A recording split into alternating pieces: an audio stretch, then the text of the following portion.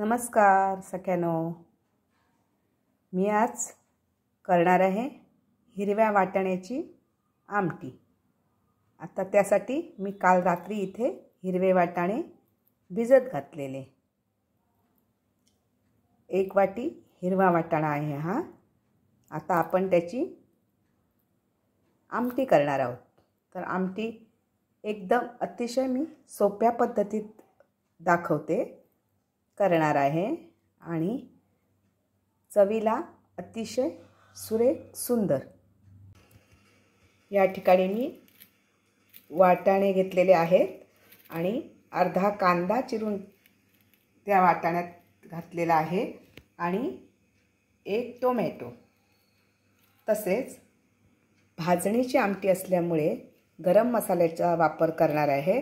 त्याच्यासाठी मी इथे 1 कांदा आणि सुकं खोबरं असं आता हे भाजून घेणार साहित्य आणि वाटून घेणार आणि वाटाणे, टोमॅटो आणि कांदा एकत्र करून कुकरला लावणार आहे।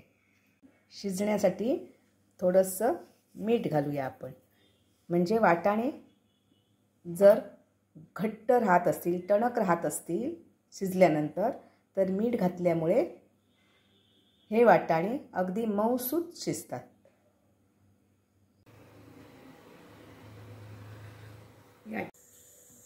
आता यात मी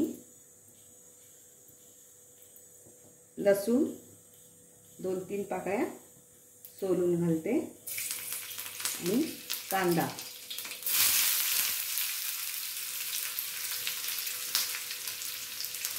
थोडा परतून झाला की मग खोबरं,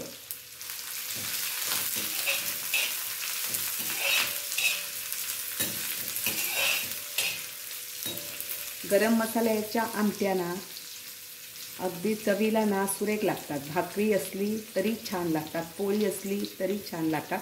भातासोबत सुद्धा ही आमटी खूप चवीला सुरेख।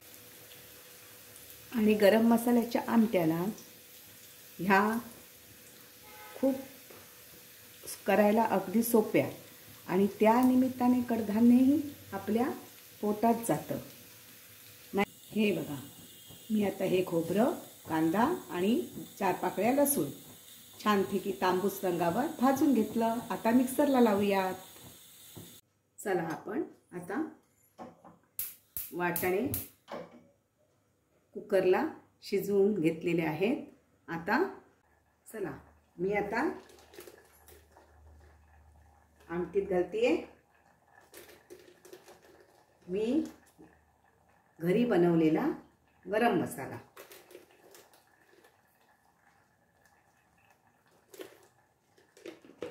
माझा हा घरगुती गरम मसाला आहे, मी स्वतः घरी बनवते आणि उत्कृष्ट असा हा मसाला होतो। वास अतिशय सुंदर आमटीला येतो आणि खूप छान लागते ही आमटी। आता आमटीला खोबरं वाटून घेतलेलं आहे मी। आता ते आमटीत घालून आमटी चांगली उकळेपर्यंत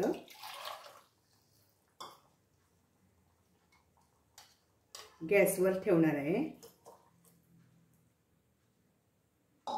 मीठ वाटाणे शिजताना घातलेलं होतं। आता थोडंसं अगदी चवीपुरतं आपल्याला पाहिजे असलं तर घालावं, नाही घातला तरी चालेल, कारण वाटाणे शिजताना आपण मीठ घातलेलं असतं। अगदीच लागलं तर थोडंसं मीठ घालावं।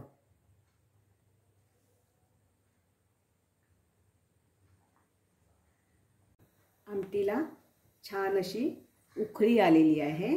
आता त्यात मी घालतेय कोथिंबीर।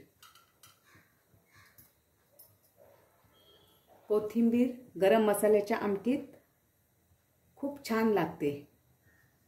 माझी आजची रेसिपी आपल्याला आवडली असेल तर माझ्या चॅनेलला सबस्क्राइब करा, लाईक करा, शेअर करा। धन्यवाद। हिरवा वाटाणा आमटी तयार.